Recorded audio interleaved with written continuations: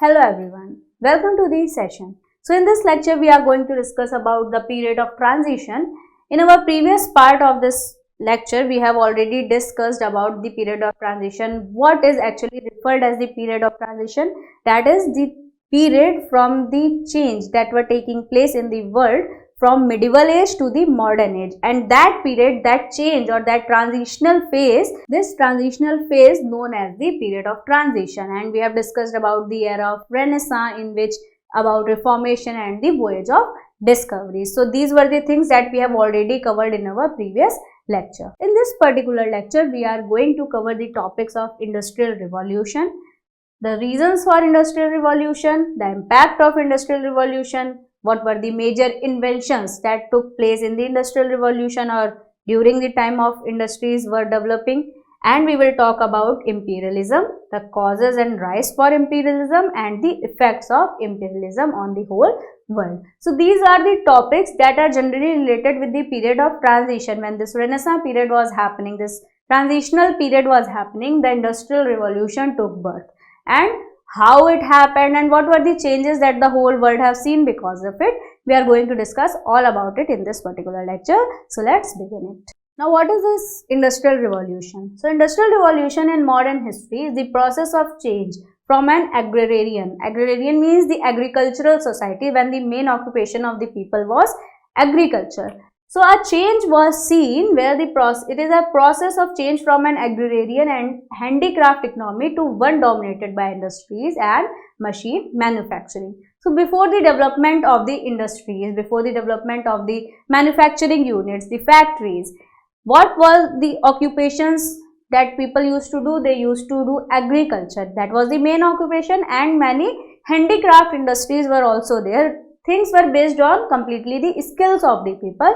Handicraft skills were mainly the source of economy of people before the industrial revolution. But with the inventions happened, many discoveries happened, industries developed and machine manufacturing started, and it changed the economic pattern, that it changed the process of agrarian and handicraft economy to completely manufacturing or machine manufacturing or industry manufacturing economy.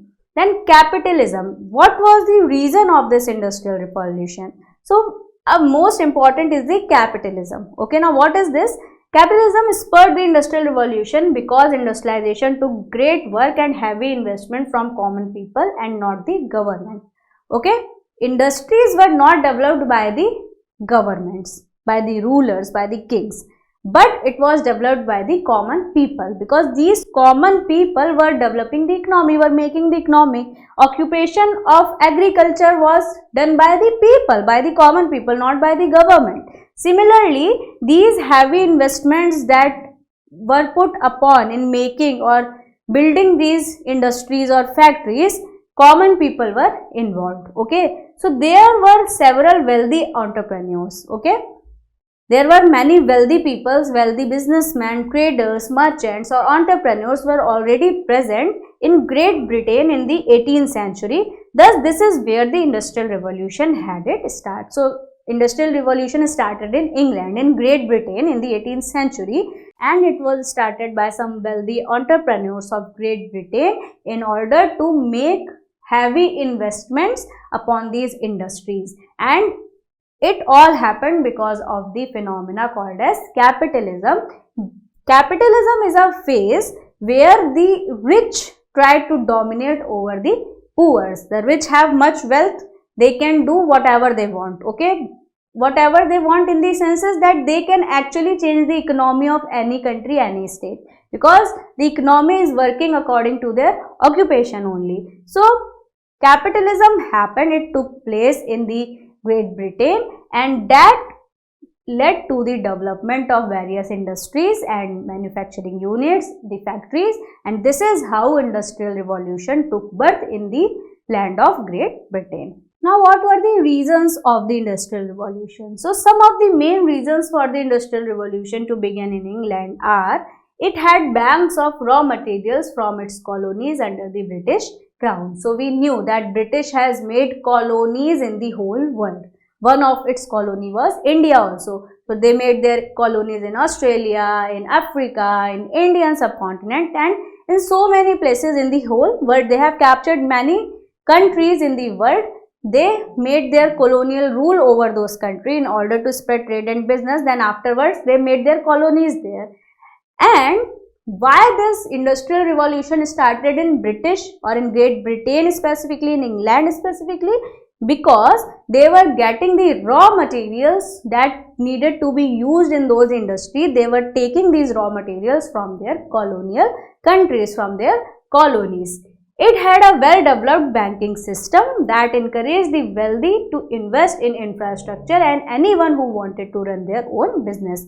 So they have developed this banking system very earlier as comparison to the whole world, and here they have achieved a first rank, you can say, in this, that they have developed a banking system which allowed the wealthy entrepreneurs, allowed the wealthy investors to invest in the infrastructure of their country and to develop their new business. If anyone start their new business, the banking system have supported them in order to start it. So banking system was another reason that contributed in the Industrial Revolution in England. It possessed the infrastructure needed for textiles. So a textile industry was developing a lot. Textile industry means clothing factories, clothing manufacturing units were developing, and what England has done, it has given the infrastructure for the development of the textile industries also.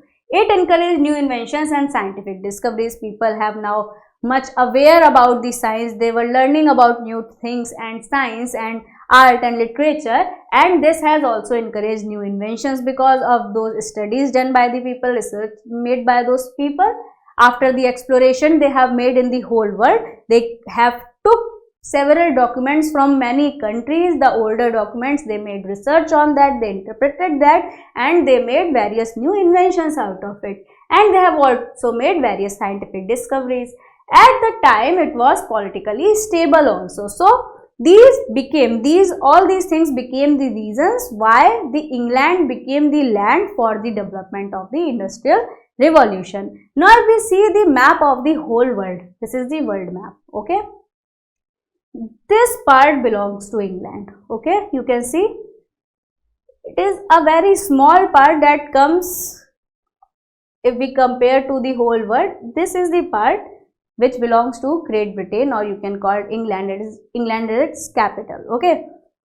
This is India, much larger country, okay.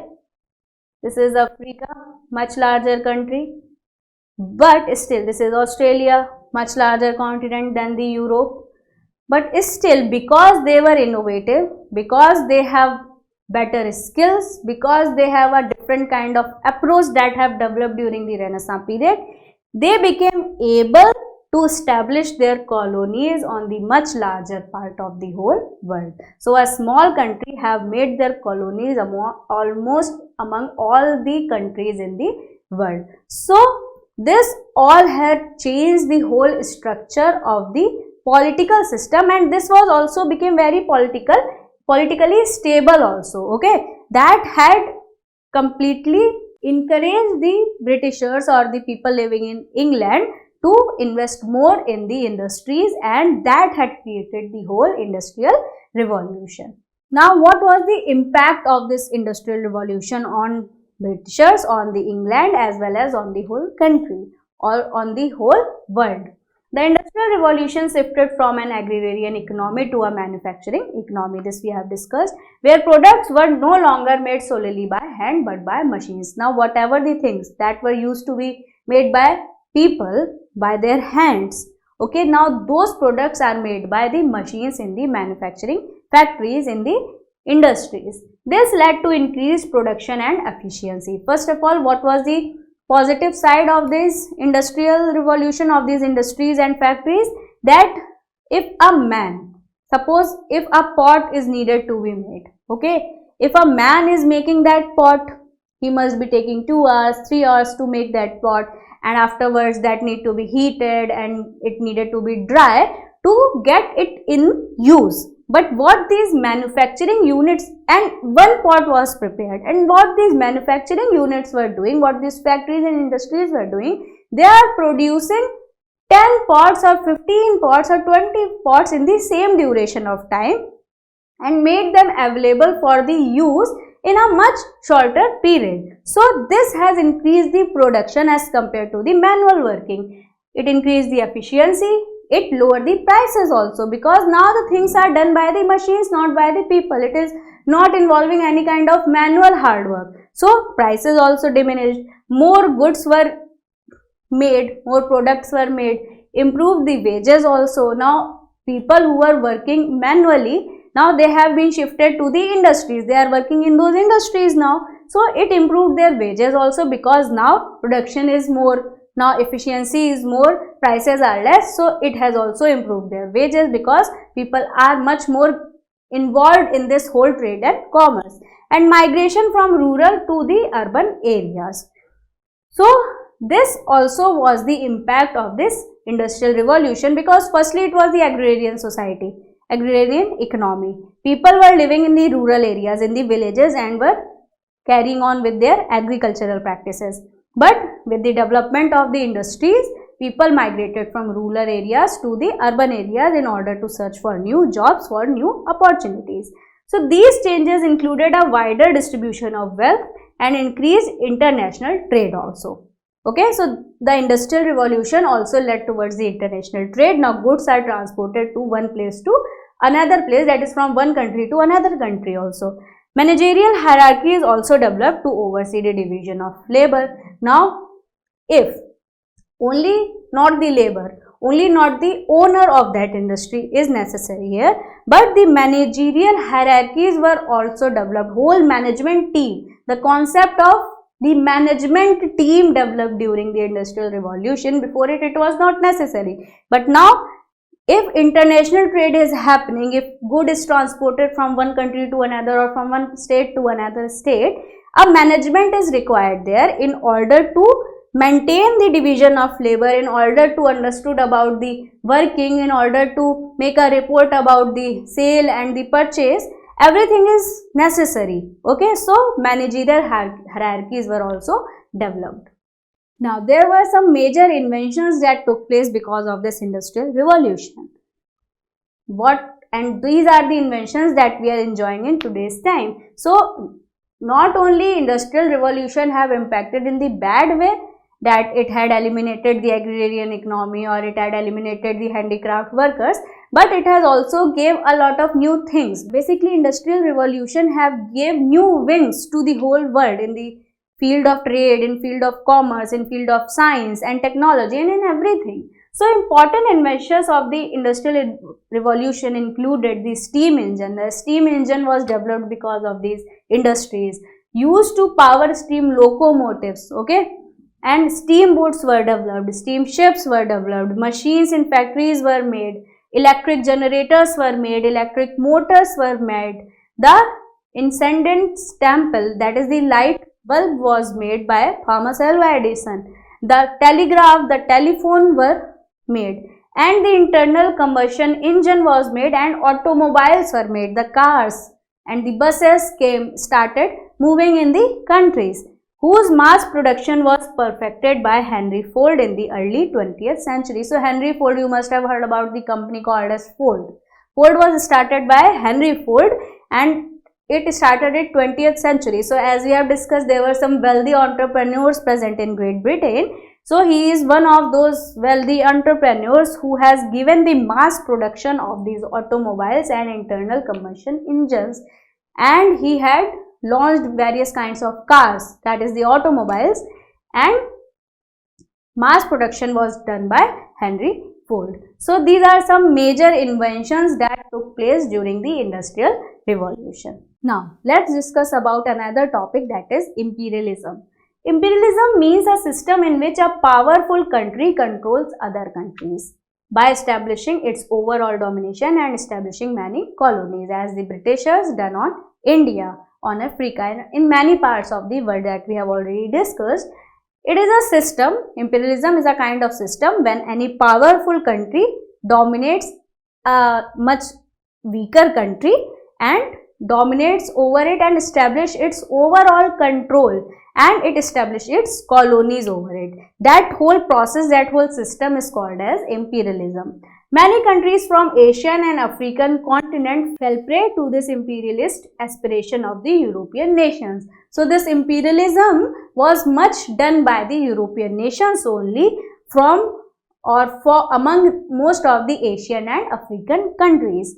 Now, they used to think that the people who are living in Asian and African countries are not much civilized. They need to get civilized enough, because the European nations thought that the people who are living in the Asian and African continents are not civilized enough. So they went there, they tried to dominate over them, and they made their colonies in order to make them civilized. Okay, so this was the thought process of the European nation in order to establish their control over these weaker countries whom they considered as uncivilized, because they were following a certain kind of culture which was not following in the Asian and the African countries. So they considered them as lower to them. Okay, so in order to make them civilized, they go to those countries, they make their colonies there, they do their trade there, they establish their trade and commerce there, and they make complete control over the whole government, whole system of those countries. The 5 main motives for imperialism includes exploration. Okay, so what were the motives of imperialism? Why these European nations have tried to establish control over the Asian and African continents? First is the exploration. They want to explore. Okay, they were visiting new places. Now exploration could be of many reasons, because of many reasons. In search of new trade routes, in order to spread their territories, in order to spread their religion. There could be so many reasons for it. So exploration is one of those motives. Economic expansion. Obviously, they want to establish their companies, they want to establish their trade in other countries as well. They wanted to expand their economies as well.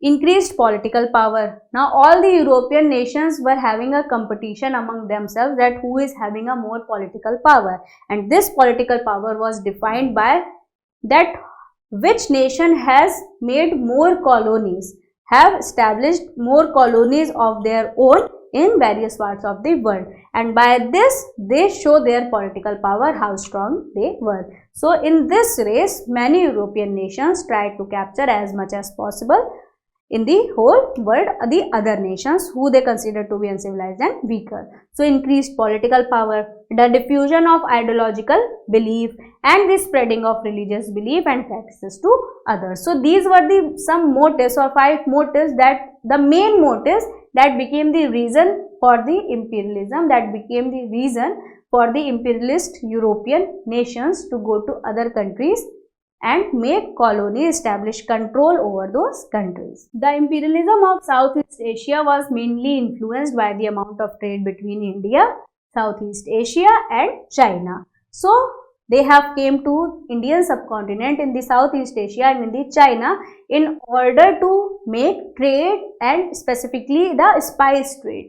Many countries like Great Britain wanted to expand their trade, so colonizing in Southeast Asia allowed them to have safer and more efficient trade routes. So firstly, they have colonized Southeast Asia. Okay, they haven't came to India directly, but they have colonized the territories or nations or countries of the Southeast Asia that had given them a trade route to come towards China and India also. So the age of imperialism was fueled by the Industrial Revolution in Europe and the United States. Now, because of the industrial revolutions, because the industries have developed in Great Britain already, in order to spread their trade, in order to expand their economy, this age of imperialism was fueled, started taking place on a much higher pace. More and more imperialistic aspirations were developing in the minds, in the hearts of the European nations, and it profoundly influenced nation building efforts in Japan and China also. As the desire to exert regional strength grew, Japan also began to expand its colonial influence across East Asia. Now, not only the European nations, what were their main thought process or what was their goal or objective, that they want to build different nations and say that this is the nation that is built by this particular European country. This was the main reason why they were making their colonies there, and also in order to spread their trade and commerce in other countries. So they tried to do this with Japan and China also. But this desire of nation building does not stayed with the European nations only, but this desire came in the Japanese people also, and they themselves gained much control and much strength, and they also got influenced by this colonial expansion, and Japan also started making colonies over many countries of the East Asia. Now let's discuss about the causes for imperialism or for the rise of imperialism. What led towards the rise of imperialism? First is scientific inventions. Now science led to some amazing inventions, but also led to the invention of weapons, which led to tremendous ambitions among human beings, leading to imperialism. Now establishing control over any other country could only be possible by way of violence, by way of war, or by way of gunpoint. That gunpoint that was developed because of the developing of weapons, and weapons were also developed in these industries. So industrial revolution or the inventions that are made in science does not remain to steam engine or telephone or television or automobiles, etc., but it also got developed in the way of developing weapons, and imperialism is spread in the whole world because of this development in weapons. Industrial revolution. Next is industrial revolution. Surplus goods were being produced in industrialized countries. Now goods were started producing in the countries where industrialization was there, mainly in the Great Britain. They were in need of new markets, which led to imperialism in Asia and Africa. As we knew that in India, firstly what came? The Britishers not directly came and gained control over India. The East India Company came and they started doing trade and commerce in India. Now we know that in India, the Britishers did not directly came and establish control over it. Firstly, the East India came to India in order to spread their trade, their business. Afterwards, after seeing the condition of India, they have understood the economy of India, the nature of people of India, and then afterwards they took advantage of some shortcomings of India and managed their control, established their control and made colonies in India. So industrial revolution, what is the role of industrial revolution here in imperialism is that the countries which are having these industries were producing surplus goods. Now if they are producing surplus good that is not being consumed by their own people, they need to trade them outside their country. So they need to spread their trade, and this also fueled the process of imperialism, that the colonies where the Britishers have made their colonies, there this surplus good was traded and people were consuming, people were purchasing these products. So industrial revolution was another cause for the rise of imperialism. Then need of raw materials. Now in order to produce goods in the industries, they needed the raw materials. But all kinds of raw materials was not available in the European nations. The raw materials were taken from the countries, specifically from Asia and African countries, because they were so rich from their natural resources. Like India was very much rich and still is very much rich from their natural resources. Africa is very rich in their natural resources. So the raw materials that were required in order to make new products in the industries, they need to get those raw materials, and those raw materials were taken from the colonies that have been made by the Britishers. Then prosperity of Asia and Africa. As I have told you that Asia and Africa were very much prosperous in their natural resources. So the European countries wanted to exploit these natural resources of Asia and Africa for their own advantages in order to increase their business, in order to establish more industries. They have exploited over these natural resources of Asia and Africa, and this also led to the imperialism. Then rise of new European nations. So nations like Italy and Germany expanded late. They too wanted to establish colonies in Asia and Africa like England, which led to an international conflict also. Now, various new European nations took birth like that of Italy, that is France, and Germany also was made. It was expanded lately. Before, previously it was only the England, but afterward these nations also got developed, and now they also wanted to establish their colonies just like that of England, and this created a conflict between Great Britain, between England and Italy and Germany and all these among European nations. This also gave rise to imperialism because now all the new nations, all the new European nations also wanted to be the part of this competition of making colonies in the whole world. So, propagation of religion. Now, this was also another reason for the rise of imperialism, that they want to spread their religion, they want to propagate their religion. So, the European nations wanted to spread Christianity in Asia and Africa, for which several missions were established. So, previously Asia and African countries were mainly following the religion of Islam, either Islam or Hinduism. Okay. Christianity was not much there in the Asian and African continents. The European nations spread Christianity on a much larger scale in these two continents. So, this was also one of the reasons for the rise of imperialism. Then, weakness of Asia and Africa. These were the two weak continents of the world. Asia and Africa were weak from political and economic point of view also. They were affected by invasions and feudalism already. Okay. They were already have faced a lot of invasions by different rulers, and that weakened their economy and also weakened their political structure. The societies were divided by religions, language, cultures, etc. As we see in India, India is called as the diversified culture. But this was taken in a negative manner, or the Europeans took advantage of this thing, of this diversion that is made in our country, that in our country there were several religions, several cultures, many languages, many castes were there. They took advantage of this and they tried to divide people. From there, divide and rule policy started. They tried to divide people on their diversified cultures, and this is how made them much stronger in the Indian subcontinent. And this not only happened in India, but this also happened in other countries of Asia and Africa. The Europeans took advantage of this weakness, which led to imperialism. People became full of these policies, and this made them much more stronger, and imperialism was much more propagated in the whole world. Now, what were the effects of this imperialism? Imperialism had both constructive as well as destructive effects. The powerful nations developed the transport and communication facilities in the weaker nations. So, we cannot deny this fact that they have given many new industrial advantages to the weaker nations also, like they have developed the means of transport and communications in the weaker nations. The former gave the latter education also. They have established the educational institutions for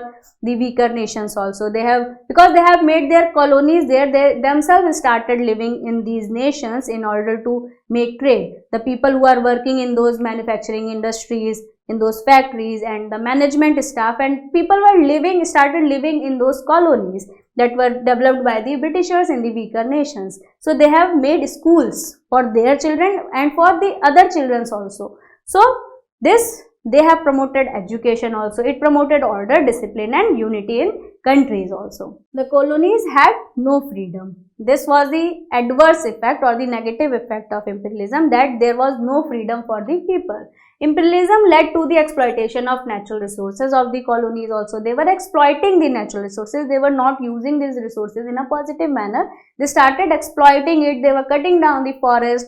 They were polluting the rivers, and they were exploiting over these resources. The colonies were used as the suppliers of raw materials and markets for the finished products. As we have already discussed, the colonies became the need of raw materials emerged in the development of the newer industries, and those raw materials were transported from the colonies. The colonies plunged into poverty and unemployment due to the disappearance of indigenous industries. Imperialism led to world wars. Okay, so the colonies like the nations of Africa and Asia, like that of India, they have to see a lot of poverty because of the unemployment that they were facing, because the industries, the handicraft industries, the agrarian economy has suddenly stopped because of the development of industries in the outer countries, in the European nations, and this has led toward much more unemployment and much more poverty. And this also led towards the world war, because people were competing with themselves. Everyone was trying to establish their political power by making their colonies in different parts of the world.